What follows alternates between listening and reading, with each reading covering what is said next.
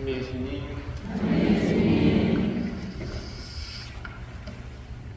오늘 저희는 전임 본당 신부님이셨던 최정원 신부님께서 하느님 곁으로 가신 지 49일이 되는 그러한 날입니다. 그래서 오늘 특별히 미사지향으로 신부님의 영원을 함께 기억하는 미사로 공헌됩니다. 저도 교구청에서 특별히 주교관에서 살 때 신부님과 약 한 3년 이렇게 같이 살았습니다. 제가 신부님 머리 꼭대기에서 살았죠. 신부님이 아래층, 제가 위층.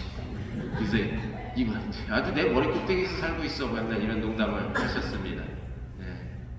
아주 엄격하시고 또 그런 아주 좀 강단이 있으시고 그런 면이 있었지만 개인적으로 이렇게 보면 굉장히 자상하시고 따뜻하셨던 그런 분이셨죠.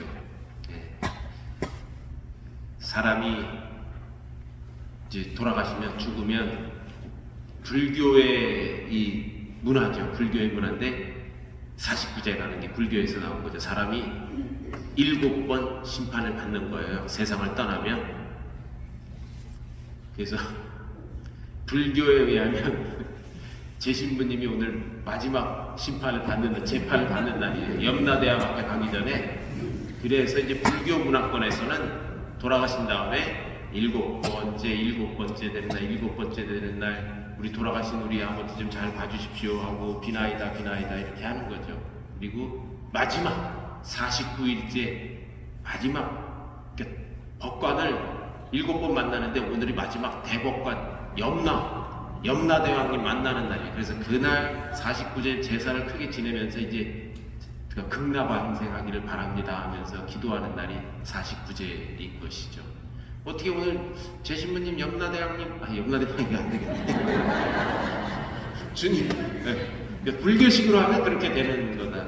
이제 우리는 그래서 굳이 그렇게 하지 말고 그러면 50일, 오순절, 왜냐면 예수님께서 이렇게 승천하시고 50일 만에 이렇게 성령을 보내주시고 또 교회 탄생일이기도 하고 그래서 그 오순절, 50일 이런 그 이야기를 하죠. 어쨌든 우리 백그라운드가 그래도 불교 백그라운드와 민족적인 정서가 있으니까 이런 49제를 기념하게 됩니다.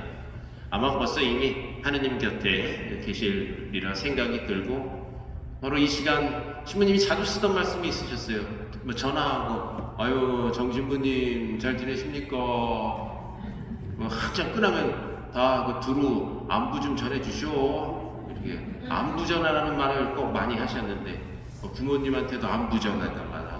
다른 신부님들한테도 안부 좀 많이 다 좀 전해주시오 이랬는데 어떻게 하늘에서 저희 안부 좀 잘 좀 전해주십시오. 그 말씀하시던 거나 이런 것이 아주 선합니다. 그리고 또 저희 여기 지구장 하실 때도 이 지역 지구장 하실 때도 여기 지역 어른으로서 기금을 신학교에도 기금을 좀 많이 학생들을 위해서도 보내주셨고 또 돌아가시기 직전에는 당신이 갖고 있던 당신 개인 자산을 이렇게 또 다 모아서 또 큰 금액을 또 신학교에 기부를 해주셨죠. 그래서 감사를 드리고 오늘 미사 중에 우리가 기억해 봅니다.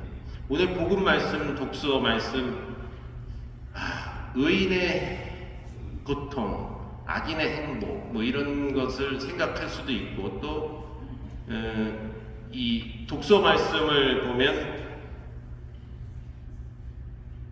그렇습니다. 독서 말씀에 이 에제키엘 예언서의 말씀을 우리가 들으면서 유배지에서의 그 처절함과 고통스러움을 겪는 것, 그러나 그것이 다가 아니라는 그런 희망, 그리고 복음에서 먼저 화해하라. 재판에 감옥에 가기 전에 화해를 하고 이런 말씀을 이제 우리에게 들려주십니다. 하늘나라에 들어가기 위한 그런 조건으로 빨리 마음을 돌리고 화해를 해야 한다. 그리고 어렵지만 하느님께 돌아가야 한다, 희망을 가져라 하는 그런 맥락에서 좀 매치를 시켜보고 싶습니다. 총 48장으로 에제키엘 총 48장으로 에제키엘 예언서는 구성이 되어 있는데, 우리가 잘 아는 이사야, 또 예레미야, 이런 좀 귀에 익은 예언자들과 함께 대예언서로 분류가 되고 있습니다. 새 마음에 관한 신탁이죠. 그러니까 오늘 독서 말씀도 그래요. 악인들이 자기가 저지른 모든 죄를 버리고 돌아서서 나의 규정을 준수하고 공정과 정의를 실천하면 죽지 않고 살 것이다. 새 마음을, 내가 너희에게 새 마음을 불어넣어준다 하는 그 말씀이 있어요. 새롭게 거듭나야 한다는 그런 말씀과, 또 기억이 나실지 모르겠습니다. 에제키엘서를 읽다 보면 이거 무슨 귀신 영화 같은 그런 장면, 무슨 좀비 영화 같은 그런 장면, 마른 뼈들이 널브러져 있는데 뼈들이 널브러져 있는 거예요. 뼈다구만 있는 거야, 해골 바가지들이. 근데 거기에 힘줄이 생기고 살이 붙고, 그리고 뼈들이 일어나기 시작해. 그리고 이제 이렇게 막 영화에서처럼 뼈들이 살이 붙어갖고 막 걸어 나오는 것처럼.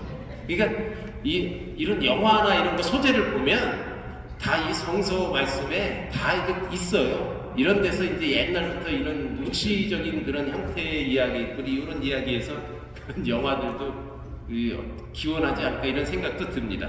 그리고 또 유명한 에제키엘서의 유명한 얘기가 또 있죠. 성전 오른편에서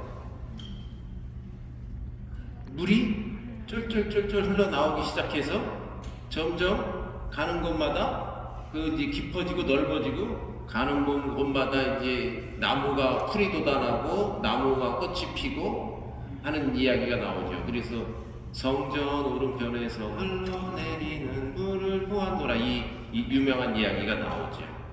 이러한 이야기들만 해도 우리가 에제키엘 하면서 기억에 남을지도 모르겠습니다. 그러나 다른 예언서들과 비교하면 그리스도교 신자들에게 이 에제키엘 예언서는 좀 생소하기도 합니다. 하지만 에제키엘서가 갖고 있는 풍부한 표현들, 그리고 신학적 가치와 이스라엘의 역사에서 가장 어렵고 암울했던, 아주 혼란스러웠던 시기를 보낸 예언자가 선포한 그런 내용을 고려한다면, 이 에제키엘 우리가 들은 첫 번째 독서는 굉장히 중요한 가치와 의미를 지니고 있습니다. 아주 어려운 시기에, 이스라엘 역사 중에 굉장히 어려운 시기에 부름을 받았고, 아주 특이해요. 이 부름을 받을 때도 이 말씀 두루마기를 받아 먹는 모습이 이렇게 나옵니다. 옛날에는 이런 책이 없었을 거 아니에요. 이렇게 둘둘둘 두루마기에 말씀이 있었는데 그거를 이제 하느님이 받아 먹어라 하니까 말씀을 먹는 거죠. 그런 장면이 아주 인상적으로 언급이 되고 있습니다. 그러니까 그런 상징적인 표현을 통해서, 말씀을 받아먹는 그런 표현을 통해서 하느님의 말씀을 선포한 그런 참된 진정한 예언자 에제키엘임을 우리가 기억할 수 있는 것이죠. 하느님께서 강하게 하신다라는 의미의 이름을 뜻하는 에제키엘, 하느님께서 강하게 하신다. 이 말은 하느님께서 유배지로 끌려간 이스라엘 공동체를 강하게 하신다는 그런 의미로도 이해할 수가 있습니다. 따라서 에제키엘의 그 이름은 그 자체로 유배지에서 고통받고 있는 이스라엘 백성에게 힘이 되어주는 그런 의미가 있는 것이죠. 그러니까 막 이집트로 다 붙잡혀서 이렇게 포로로 다 끌려가갖고 거기서 고된 노역을 하고 굶주리고 배고프고 서러움을 당할 그 당시에 에제키엘 예언자가 나타나서 하느님의 말씀을 전합니다. 그 당시에 포로로 끌려갔던 이들에게는 큰 위로와 용기가 되었을 거라 생각이 듭니다. 또 물론 그 전에 그 직전, 그 이스라엘 백성이 망하기 직전에도 아주 예루살렘에서 백성들을 향해서 무서운 경고의 메시지를 보낸 예언자이기도 합니다. 경고를 주고 또 슬픔과 좌절에 빠져 있는 이들에게 용기와 위로를 줬던 에제키엘, 바로 오늘 우리가 일독서에서 만나고 있는 것이죠. 그리고 더군다나 말씀을 집어삼키는 그런 상징을 통해서 오로지 말씀만을 전했던 그런 에제키엘을 우리가 오늘 기억해 보면 좋을 것 같습니다. 그래서 저는 기회가 있을 때마다 말씀드립니다. 여러분들, 우리가 성체연시 할 때도 그렇고 미사를 오셔갖고 기다리면서 매일 미사책 첫 번째 독서, 복음, 그리고 그 사이에 있는 화답성, 그리고 중간중간에 있는 본기도, 예물기도, 영성체 후기도, 이런 것을 잘 읽어보면서 오늘 성서 말씀, 어떤 말씀이 나에게 이렇게 다가오는가, 하느님의 말씀이 나를 어떻게 어떤 부분에서 툭 하고 치시는가 하는 것을 한번 느껴보시면 아주 좋을 것 같습니다. 그래서 그런 것이 좀 생활화 되었으면 좋겠어요.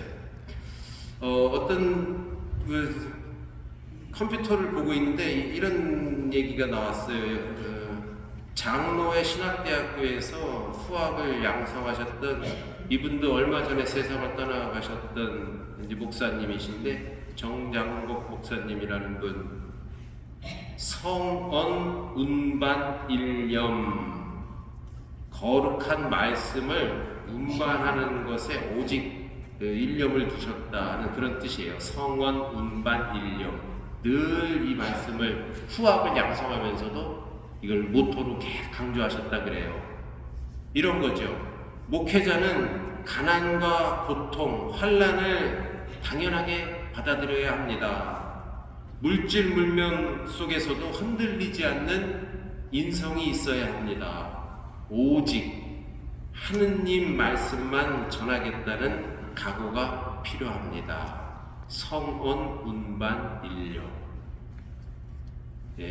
보인 대신 재정원 신부님도 아마 이런 그 철학을 가지고 쭉 본당 신부로서 오랫동안 생활을 하셨을 것 같고, 오늘 우리가 만난 에제키엘 예언자도 말씀을 받아 먹으면서 하느님 말씀만을 전하겠다는 그런 일념으로 일생을 이렇게 사셨을 것 같아요. 우리도 그 말씀을 매일매일 잘 받아 먹을 수 있는 그러한 오늘을 사는 또 하나의 예언자로서의 나 자신이 되면 좋겠습니다.